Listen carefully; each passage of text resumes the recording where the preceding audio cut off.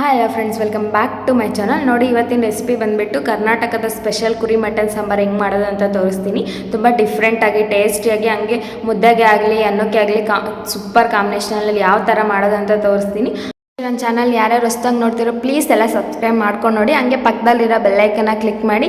ಹಂಗೆ ಇವತ್ತಿನ ವೀಡಿಯೋ ಇಷ್ಟ ಆಗಿದ್ರೆ ಒಂದು ಲೈಕ್ ಮಾಡಿ. ಬನ್ನಿ ಹೆಂಗೆ ಮಾಡೋದು ಅಂತ ತೋರಿಸ್ತೀನಿ. ಫಸ್ಟ್ಗೆ ಒಂದು ಸ್ಟವ್ ಮೇಲೆ ಒಂದು ಕುಕ್ಕರ್ ಇಟ್ಬಿಟ್ಟು ಒಂದು 6 ಟೇಬಲ್ ಸ್ಪೂನಷ್ಟು ಎಣ್ಣೆ ಹಾಕಿ, ಸ್ವಲ್ಪ ಎಣ್ಣೆ ಬಿಸಿ ಆದಮೇಲೆ ಒಂದು 2 ಟೇಬಲ್ ಸ್ಪೂನಷ್ಟು ಶುಂಠಿ ಬೆಳ್ಳುಳ್ಳಿ ಪೇಸ್ಟ್ ಹಾಕಿ, ಮತ್ತು ಒಂದು ಅರ್ಧ ಟೇಬಲ್ ಸ್ಪೂನಷ್ಟು ಅರಿಶಿನ ಹಾಕಿ ನೀಟಾಗಿ ಅವೆರಡು ಮಿಕ್ಸ್ ಮಾಡಿಬಿಟ್ಟು ಫ್ರೈ ಮಾಡ್ಕೊಳ್ಳಿ ಒಂದು 2 ನಿಮಿಷ. ನೋಡಿ, ಈ ಥರ ಒಂದು 2-3 ನಿಮಿಷ ಫ್ರೈ ಮಾಡ್ಕೊಂಡಿದ್ದಾದಮೇಲೆ ಇವಾಗ ನಾನು ಮಟನ್ ಹಾಕ್ತಾ ಇದ್ದೀನಿ. ಇಲ್ಲಿ 2 kg ಕುರಿ ಮಟನ್ ನೀಟಾಗಿ ಒಂದು 2-3 ಸಲ ತೊಳೆದು ತಗೊಳ್ಳಿ, ಇಲ್ಲಾಂದರೆ ಸ್ಮೆಲ್ ಬರುತ್ತೆ, ತಿನ್ನೋಕ್ಕಾಗಲ್ಲ. ಅದಕ್ಕೋಸ್ಕರ ನೋಡಿ, ನಾನು ಒಂದು 2-3 ಸಲ ತೊಳೆದು ಇಟ್ಕೊಂಡಿದ್ದೆ ಸೈಡಿಗೆ. ಆ ಮಟನ್ ಎಲ್ಲ ಇದರಲ್ಲಿ ಹಾಕ್ತಾ ಇದ್ದೀನಿ. ನೋಡಿ, ಮಟನ್ ಎಲ್ಲ ಹಾಕಿದ್ಮೇಲೆ ಇವಾಗ ನೀಟಾಗಿ ಎಲ್ಲ ಒಂದು ಸ್ಪೂನ್ ತೊಗೊಂಡು ನೀಟಾಗಿ ಮಿಕ್ಸ್ ಮಾಡಿ, ಆ ಶುಂಠಿ ಬೆಳ್ಳುಳ್ಳಿ ಪೇಸ್ಟು ಅರಿಶಿನ ಎಲ್ಲ ನೀಟಾಗಿ ಪೀಸ್ಗೆಲ್ಲ ಅಂಟಬೇಕಲ್ಲ, ಅದಕ್ಕೆ ನೀಟಾಗಿ ಮಿಕ್ಸ್ ಮಾಡಿ.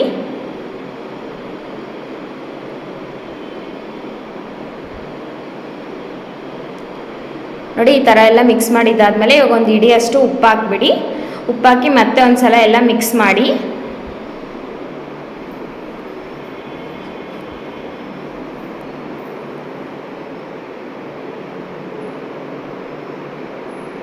ನೋಡಿ, ಈ ಥರ ಎಲ್ಲ ಮಿಕ್ಸ್ ಮಾಡಿದ್ಮೇಲೆ ಇವಾಗ ಕುಕ್ಕರ್ ಕ್ಲೋಸ್ ಮಾಡಬೇಡಿ, ಹಂಗೆ ಬೇಯಿಸ್ಕೋಬೇಕು. ಅದು ನೀಟಾಗೆಲ್ಲ ನೀರು ಬಿಟ್ಕೊಬಿಡಬೇಕು. ನೀರು ಬಿಟ್ಕೊಂಡು ಹಂಗೆ ನೀರು ಹಿಂಗಬೇಕು.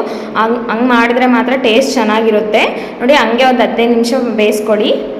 ನೋಡಿ, ಈ ಥರ ಎಲ್ಲ ನೀರು ಬಿಟ್ಕೋಬೇಕು. ನೋಡಿ, ಈ ಥರ ಎಲ್ಲ ನೀರು ಬಿಟ್ಕೊಂಡು ಹಂಗೆ ನೀರೆಲ್ಲ ಹಿಂಗೆ ಬಿಡಬೇಕು. ನೋಡಿ, ನೀರು ಎಷ್ಟೊಂದು ಕಾಣಿಸ್ತಾ ಇತ್ತು, ಎಲ್ಲ ಹಿಂಗೆ ಹೋಗೈತೆ ನೀರೆಲ್ಲ. ಅದು ಎಣ್ಣೆ ಮಾತ್ರ ಕಾಣಿಸ್ತಾ ಐತೆ. ನೋಡಿ ನೋಡಿ ತೋರಿಸ್ತೀನಿ. ನೀರು ಜಾಸ್ತಿ ನೀರಿಲ್ಲ, ಎಣ್ಣೆ ಮಾತ್ರ ಇದೆ. ನೋಡಿ,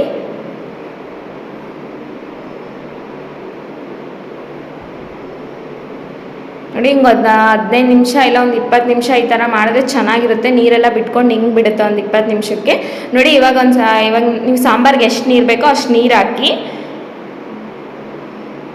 ಅಂದರೆ ಜಾಸ್ತಿ ತೆಳ್ಳಗೆ ಮಾಡಿಕೊಂಡ್ರೆ ಚೆನ್ನಾಗಿರಲ್ಲ, ಒಂದು ಸ್ವಲ್ಪ ಗಟ್ಟಿನೇ ಇರಬೇಕು.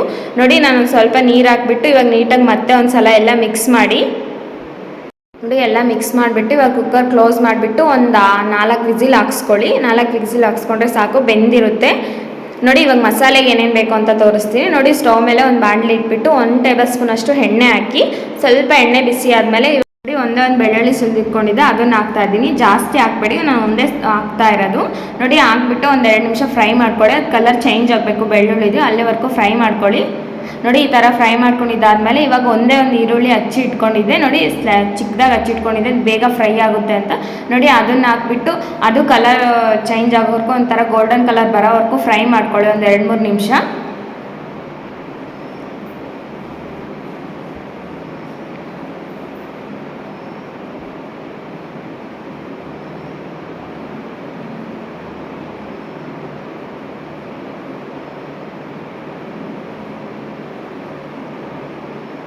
ನೋಡಿ, ಈ ಥರ ಫ್ರೈ ಮಾಡ್ಕೊಂಡಿದ್ದಾದಮೇಲೆ ಇವಾಗ ಒಂದು ಟೊಮೊಟೊ ಹಚ್ಚಿಟ್ಕೊಂಡಿದ್ದೆ, ಅದನ್ನು ಹಾಕ್ತಾ ಇದ್ದೀನಿ. ನೋಡಿ, ಅದನ್ನು ಹಾಕಿದ್ಮೇಲೆ ಮತ್ತೆ ಒಂದು 5 ನಿಮಿಷ ಫ್ರೈ ಮಾಡ್ಕೊಳ್ಳಿ. ಟೊಮೊಟೊ ಜಾಸ್ತಿ ಬೇಗ ಬೇಯಲ್ಲ, ಅದಕ್ಕೋಸ್ಕರ ಒಂದು 5 ನಿಮಿಷ ಫ್ರೈ ಮಾಡ್ಕೊಳ್ಳಿ.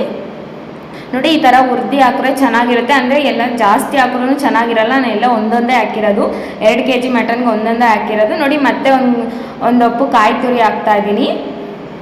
ನೋಡಿ, ಕಾಯಿ ಹಾಕಿದ್ಮೇಲೆ ಸ್ಟವ್ ಸ್ಲಿಮ್ಮಲ್ಲಿ ಇಟ್ಕೊಂಡು ಫ್ರೈ ಮಾಡ್ಕೊಳ್ಳಿ ಒಂದು 2-3 ನಿಮಿಷ. ಜಾಸ್ತಿ ಇಟ್ಬಿಟ್ರೆ ಸ್ಟವ್ ಅಂದರೆ ಬೇಗ ಕಾಯಿ ಎಲ್ಲ ಸೀದೋಗ್ಬಿಡುತ್ತೆ. ಸೊ ಅದಕ್ಕೋಸ್ಕರ ಸ್ಲಿಮ್ಮಲ್ಲಿಟ್ಟು ಒಂದು 2-3 ನಿಮಿಷ ಫ್ರೈ ಮಾಡ್ಕೊಳ್ಳಿ. ನೋಡಿ, ಹಿಂಗೆ ಹುರಿದು ಹಾಕ್ಕೊಟ್ರೆ ಚೆನ್ನಾಗಿರುತ್ತೆ ಟೇಸ್ಟು, ಅದಕ್ಕೋಸ್ಕರ ಈ ಥರ ಮಾಡ್ತಾ ಇರೋದು. ನೋಡಿ, ಈ ಥರ ಫ್ರೈ ಮಾಡ್ಕೊಂಡಿದ್ದಾದಮೇಲೆ ಇವಾಗ ಸ್ಟವ್ ಆಫ್ ಮಾಡಿಬಿಟ್ಟು ಇವಾಗ ಮಸಾಲೆ ಎಲ್ಲ ಇದಕ್ಕೆ ಹಾಕ್ಕೋಬೇಕು. ನೋಡಿ, ಏನೇನು ಅಂತ ತೋರಿಸ್ತೀನಿ. ನೋಡಿ, 2 ಟೇಬಲ್ ಸ್ಪೂನಷ್ಟು ಧನಿಯಾ ಪುಡಿ ಹಾಕ್ತಾಯಿದ್ದೀನಿ. ನಾನು ಹೊರಗಡೆಯಿಂದ ತಂದಿರೋದಲ್ಲ, ಮನೆಯಲ್ಲೇ ಮಾಡಿರೋದು. ಮತ್ತು 1.5 ಟೇಬಲ್ ಸ್ಪೂನಷ್ಟು ಖಾರದ ಪುಡಿ ಹಾಕ್ತಾಯಿದ್ದೀನಿ. ನೋಡಿ, ಅಂಗಡಿ ಖಾರದ ಪುಡಿ ಆದರೆ ಸ್ವಲ್ಪ ಜಾಸ್ತಿ ಹಾಕಿ, ನಾನು ಮನೆಯಲ್ಲೇ ಮಾಡ್ಕೊಂಡಿರೋದು, ಅದಕ್ಕೋಸ್ಕರ ಸ್ವಲ್ಪ ಹಾಕ್ತಾಯಿದ್ದೀನಿ. ಮತ್ತು 1 ಟೇಬಲ್ ಸ್ಪೂನಷ್ಟು ಮಟನ್ ಮಸಾಲ ಹಾಕ್ತಾಯಿದ್ದೀನಿ. ನೋಡಿ, ಅವು 3 ಹಾಕ್ಬಿಟ್ಟು ಮತ್ತೆ ಮಿಕ್ಸ್ ಮಾಡಿಬಿಡಿ. ಅಂದರೆ ಅದು ಎಲ್ಲ ಬಿಸಿ ಇರುತ್ತಲ್ವ, ಸೊ ಅದಕ್ಕೋಸ್ಕರ ಮಸಾಲೆನೂ ಎಲ್ಲ ಬಿಸಿ ಆಗುತ್ತೆ. ಅದಕ್ಕೋಸ್ಕರ ಈ ಥರ ಮಾಡ್ತಾಯಿದ್ದೀನಿ ಸ್ಟವ್ ಆಫ್ ಮಾಡಿಬಿಟ್ಟು.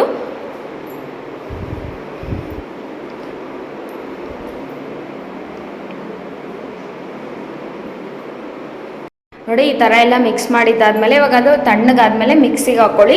ನುಣ್ಣಗೆ ಹಾಕ್ಕೋಬೇಕು, ತರಿಯಾಗಿದ್ದರೆ ಚೆನ್ನಾಗಿರಲ್ಲ ಸಾಂಬಾರು ಟೇಸ್ಟು. ಫುಲ್ ನುಣ್ಣಗೆ ಹಾಕ್ಕೋಬೇಕು.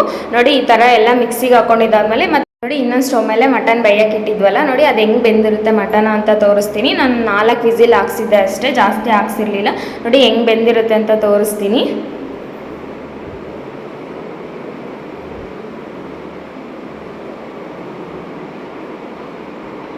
ನೋಡಿ ಇದು ಸೂಪ್ನ ಕುಡಿತಾರೆ, ಚೆನ್ನಾಗಿರುತ್ತೆ. ಪೆಪ್ಪರ್ ಪೌಡರ್ ಹಾಕೊಂಡು ಕುಡಿದ್ರೆ ಚೆನ್ನಾಗಿರುತ್ತೆ ಟೇಸ್ಟು. ನೋಡಿ ಮಟನ್ ಆಲ್ಮೋಸ್ಟ್ ಬೆಂದೋಗಿರುತ್ತೆ. ನೋಡಿ ಇವಾಗ ಸ್ಟವ್ ಹಚ್ಬಿಟ್ಟು ಮತ್ತೆ ಒಂದು ಕುದಿ ಬರೋವರೆಗೂ ಕುದಿಸ್ಕೋಬೇಕು. ನೋಡಿ ಒಂದು ಕುದಿ ಬಂದಮೇಲೆ ಮಸಾಲೆ ಹಾಕಬೇಕು. ನೀವು ಓಪನ್ ಮಾಡಿದ ತಕ್ಷಣ ಇನ್ನೇನು ಬೆಂದಿರುತ್ತೆ ಅಲ್ವಾ ಅಂತ ಮಸಾಲೆ ಹಾಕ್ಬಿಟ್ಟು ಕುದಿಸ್ಕೋಬೇಡಿ. ಹಿಂಗೊಂದು ಕುದಿ ಕುದಿಸ್ಕೊಂಡಿದ್ದಾದ್ಮೇಲೆ ಮಸಾಲೆ ಹಾಕಿ ಟೇಸ್ಟ್ ಚೆನ್ನಾಗಿರುತ್ತೆ. ಅದಕ್ಕೋಸ್ಕರ ನೋಡಿ ನನಗೊಂದು ಕುದಿ ಬರೋವರೆಗೂ ಕುದಿಸ್ಕೊತಾ ಇದ್ದೀನಿ.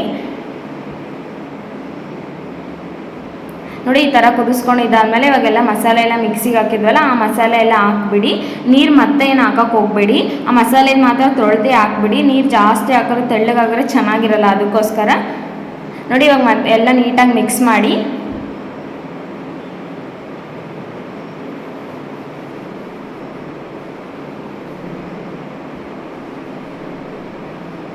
ನೋಡಿ ಉಪ್ಪು ಮುಂಚೆನೇ ಹಾಕಿದ್ವಲ್ಲ, ಇವಾಗ ನಿಮಗೆ ಟೇಸ್ಟ್ ನೋಡಿಬಿಟ್ಟು ನಿಮಗೆ ಉಪ್ಪು ಸಾಲದು ಅಂದರೆ ಬೇಕು ಅಂದರೆ ಹಾಕ್ಕೊಳ್ಳಿ. ಮಟನ್ ಸಾಂಬಾರಿಗೆ ಜಾಸ್ತಿ ಉಪ್ಪು ಹಾಕಿದ್ರೆ ರೋಸ್ ಆಗಿಬಿಡುತ್ತೆ, ಚೆನ್ನಾಗಿರಲ್ಲ ತಿನ್ನೋಕ್ಕೆ. ನೋಡಿ ನಾನು ಸ್ವಲ್ಪನೇ ಒಂದು ಇಡಿ ಅಷ್ಟೇ ಹಾಕಿರೋದು. 2 kg ಮಟನ್ಗೆ ಒಂದು ಇಡಿ ಅಷ್ಟೇ ಆಗಿರುತ್ತೆ ಉಪ್ಪು ಆಲ್ಮೋಸ್ಟು. ನಿಮಗೆ ಬೇಕು ಅಂದರೆ ಸ್ವಲ್ಪ ಜಾಸ್ತಿ ಬೇಕು ಅಂದರೆ ಈ ಟೈಮಲ್ಲಿ ನೋಡಿ ಹಾಕ್ಕೊಳ್ಳಿ. ನೋಡಿ ಇವಾಗ ಒಂದು ಕುದಿ ಬರೋವರೆಗೂ ಕುದಿಸ್ಕೊಂಡ್ರೆ ಮಟನ್ ಸಾಂಬಾರು ರೆಡಿ ಆಗುತ್ತೆ. ಆಲ್ಮೋಸ್ಟ್ ಬೆಂದಿರುತ್ತಲ್ಲ, ವಿಸಿಲ್ ಹಾಕ್ಸ್ಕೊಂಡಿರ್ತೀವಲ್ಲ, ಬೆಂದಿರುತ್ತೆ ಮಟನ್ನು. ಮತ್ತು ಮಸಾಲೆ ಎಲ್ಲ ಅಂಟಬೇಕಲ್ವ ಪೀಸ್ಗೆ, ಅದಕ್ಕೋಸ್ಕರ ಒಂದು ಕುದಿ ಬರೋವರೆಗೂ ಕುದಿಸ್ಕೊಂಡ್ರೆ ಸಾಕು.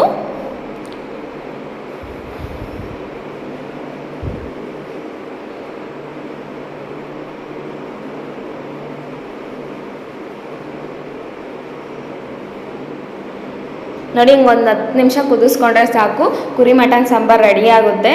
ನೋಡಿ ಈ ಥರ ಮಾಡಿದ್ರೆ ತುಂಬ ಟೇಸ್ಟಿಯಾಗಿರುತ್ತೆ. ಹಂಗೆ ಮುದ್ದೆಗೂ ಅನ್ನಕ್ಕಂತೂ ಸೂಪರ್ ಕಾಂಬಿನೇಷನು. ನೀವು ಒಂದ್ಸಲ ಈ ಥರ ಎಲ್ಲ ಮಸಾಲೆ ಆಗಲಿ, ಬೆಳ್ಳುಳ್ಳಿ, ಈರುಳ್ಳಿ, ಟೊಮೊಟೊ ಆಗಲಿ ಎಲ್ಲ ಈ ಥರ ಹುರಿದು ಮಾಡಿ ಚೆನ್ನಾಗಿರುತ್ತೆ. ಹಂಗೆ ಪುದೀನ ಕೊತ್ತಂಬರಿ ಸೊಪ್ಪು ಹಾಕೋಕೆ ಹೋಗಬೇಡಿ ಮಟನ್ ಸಾಂಬಾರಿಗೆ, ಚೆನ್ನಾಗಿರಲ್ಲ ಟೇಸ್ಟು. ನಾನು ಹಾಕಲ್ಲ ಮಟನ್ ಸಾಂಬಾರಿಗೆ. ಚಿಕನ್ ಸಾಂಬಾರಿಗೆ ಆಗಲಿ ಪುದೀನ ಕೊತ್ತಂಬರಿ ಸೊಪ್ಪು ಜಾಸ್ತಿ ಹಾಕಿದ್ರೆ ಚೆನ್ನಾಗಿರಲ್ಲ, ನಾನು ಹಾಕೋದು ಇಲ್ಲ. ನೋಡಿ ನಾನು ಮಟನ್ ಸಾಂಬಾರಿಗೆ ಹಾಕಿಲ್ಲ, ಸೂಪರ್ ಟೇಸ್ಟ್ ಇರುತ್ತೆ ಈ ಥರ ಮಾಡಿದ್ರೆ, ಎಲ್ಲ ಹುರಿದು ಹಾಕಿದ್ರೆ.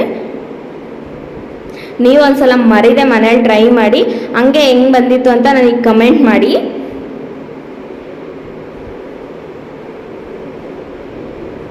ನೋಡಿ ಮಸಾಲೆ ಹಾಕಿದ್ಮೇಲೆ ಹಿಂಗೆ ಒಂದು 10 ನಿಮಿಷ ಕುದಿಸ್ಕೊಂಡ್ರೆ ಸಾಕು. ಪೀಸ್ಗೆಲ್ಲ ಮಸಾಲೆ ಅಂಟಿರುತ್ತೆ, ಹಂಗೆ ಟೇಸ್ಟು ಚೆನ್ನಾಗಿರುತ್ತೆ ಸಾಂಬಾರ್ದು. ನೋಡಿ ಕುರಿ ಮಟನ್ ಸಾಂಬಾರು ರೆಡಿ ಆಯಿತು. ನೀವು ಒಂದ್ಸಲ ಮರಿದೆ ಈ ರೆಸಿಪಿ ಟ್ರೈ ಮಾಡಿ, ಸೂಪರಾಗಿರುತ್ತೆ ಟೇಸ್ಟ್ ಅಂತೂ. ನೋಡಿ ಮುದ್ದೆ ಜೊತೆಗಂತೂ, ರಾಗಿ ಮುದ್ದೆ ಜೊತೆಗಂತೂ ಸೂಪರ್ ಕಾಂಬಿನೇಷನ್ನು. ನೋಡಿ ಇವತ್ತಿನ ವಿಡಿಯೋ ಇಷ್ಟ ಆಗಿದ್ರೆ ಒಂದು ಲೈಕ್ ಮಾಡಿ, ಶೇರ್ ಮಾಡಿ, ಹಂಗೆ ಮರಿದೆ ನನ್ನ ಚಾನಲ್ನ ಸಬ್ಸ್ಕ್ರೈಬ್ ಮಾಡ್ಕೊಳ್ಳಿ. ಪ್ಲೀಸ್ ಸಪೋರ್ಟ್ ಮಾಡಿ.